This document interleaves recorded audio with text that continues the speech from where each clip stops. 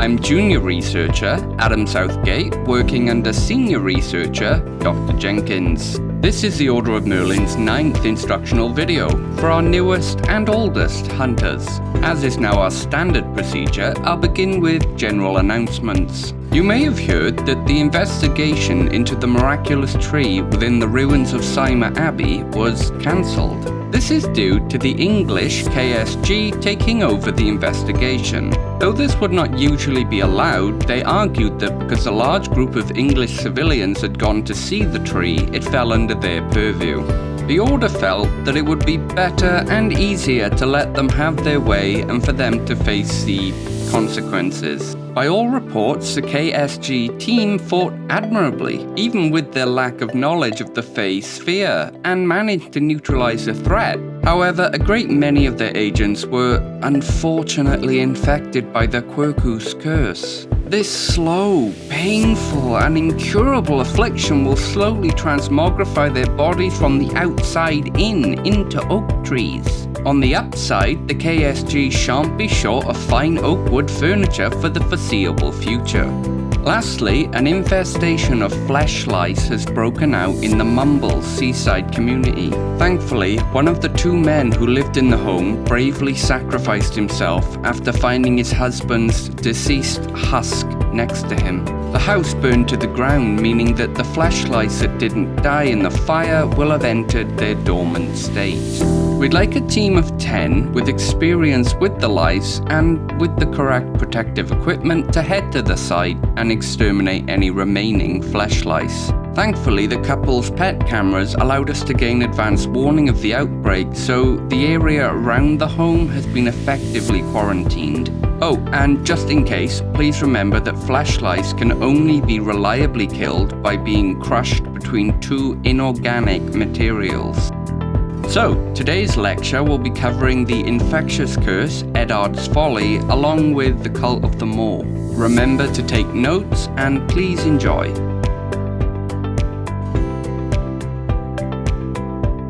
Edard's Folly is an infectious curse related to the entity, the Maw. Initially carried by fish, once these fish come into contact with human skin, an outbreak begins. The first person to become afflicted will unknowingly spread the curse to others, usually family and close friends via skin-to-skin contact. Once more physical symptoms manifest, such as scale rash, the hapless person will usually seek medical assistance, further spreading the curse to general practitioners and dermatologists. Thankfully, the curse causes a compulsion to remain as close to the ocean as possible, so it will usually remain within the initial location where the infection began. Due to medical reports of strange scale-like rashes, high cases of Alzheimer's-like symptoms appearing in people of varying ages, and later severe eye swelling, it is relatively simple to quarantine these towns and even cities, as all that's needed is to stop new people entering, as those infected will not want to leave. At this point, a cleanup team made up of hunters will be sent into the location wearing strong protective gear to euthanize the population before they can reach the final stage where they collectively enter the sea.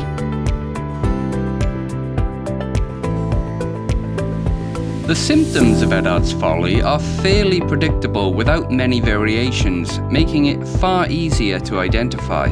Stage 1. Immediately after contact with an individual at any stage of the infection, the newly afflicted person will be fully capable of spreading the curse via touch and will passively think of reasons not to leave the area in which they were infected. Stage 2. The afflicted individual will begin to suffer small patches of skin burning, becoming severely uncomfortable, causing the individual to scratch compulsively at these spots. The person will also begin to suffer from lapses in short-term memory, along with the idea of leaving the initial area of infection becoming ludicrous or even laughable to them. Stage 3. Beneath the original sites of the rashes, scale-like growths will be revealed due to the excessive scratching, along with other sites on the body breaking out in the initial rash. Memory will become further impaired, with the individual sporadically losing years of memory at almost random intervals and then returning to near normal brain function. At this point, the individual will become defensive at the idea of leaving the area of infection. Stage 4. The body is now only covered with a combination of the scale-like growths and the rash. The head of the person will also begin to swell outward, with the eyes and sockets becoming enlarged to dominate the face, while the nose begins to blacken on the face. The afflicted individual will at this point manifest an entirely new personality with no memory of who or what they were before. This is made even worse by the moments of clarity, where the original personality will resurface for short moments only to be met with the horror of what has happened to their body.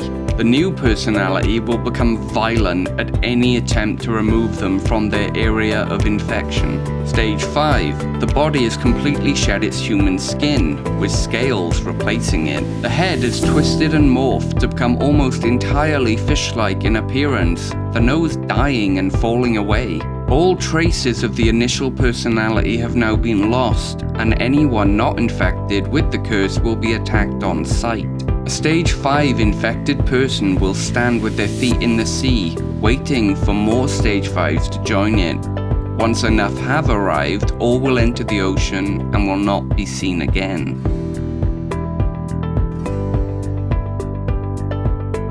The following is a recording of an interview with a captured Stage 4 I was lucky enough to conduct. I believe it sheds some light on the overall situation. The interview was done with the subject placed in an isolation cell.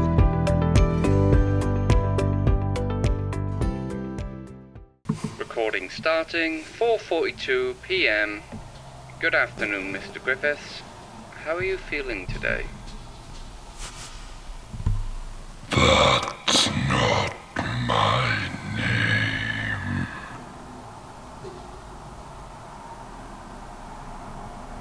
Okay, then what is your name? One within the show doesn't require a name. We are just the show, the food, the cattle. We have purpose. Do you? Jesus Christ, you have a family, James, children. Surely you're more than just food for that thing.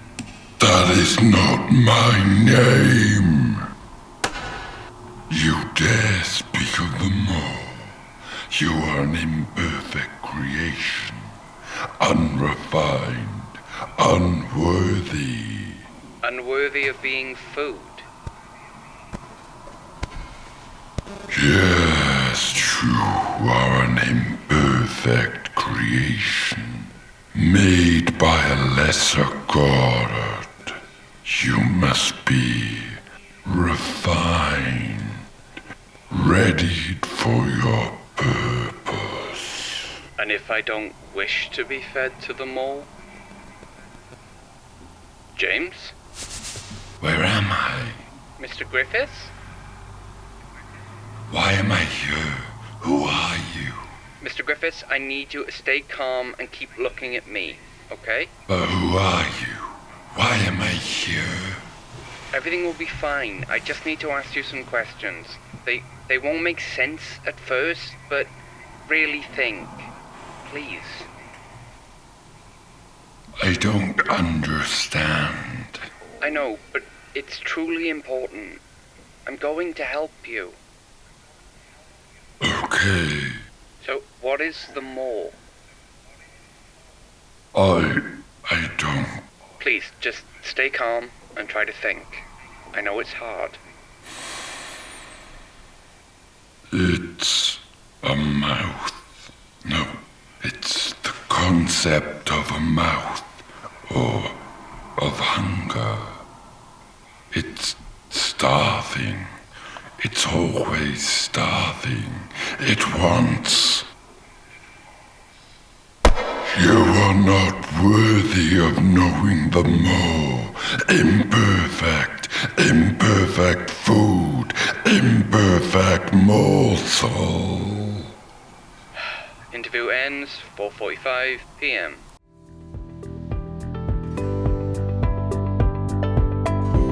The cult of the Maw, from what we can obtain, spontaneously exists within the mind of each new infected.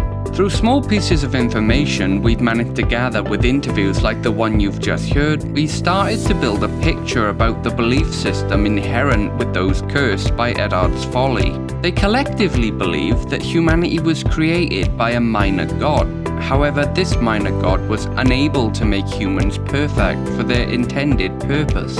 The Maw, the greater god, devoured the lesser god for failing in his duties and resolved to correct the lesser's mistake, creating Edard's Folly, though they call it by a different name.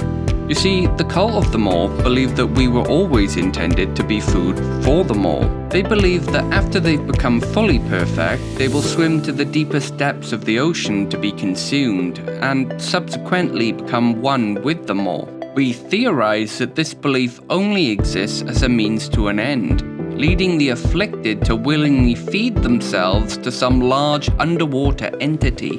What we do know is that we must reduce the amount of afflicted that enter the water at all costs, as the best case scenario is that a large creature with a unconventional feeding strategy is under there, while the worst is not worth thinking about.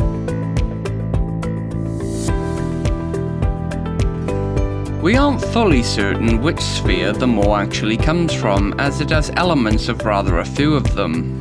What we do know is the danger that it could pose, and that we must stay vigilant against such threats. But that will do it for today, so with Arthur's might and Merlin's wisdom, thank you.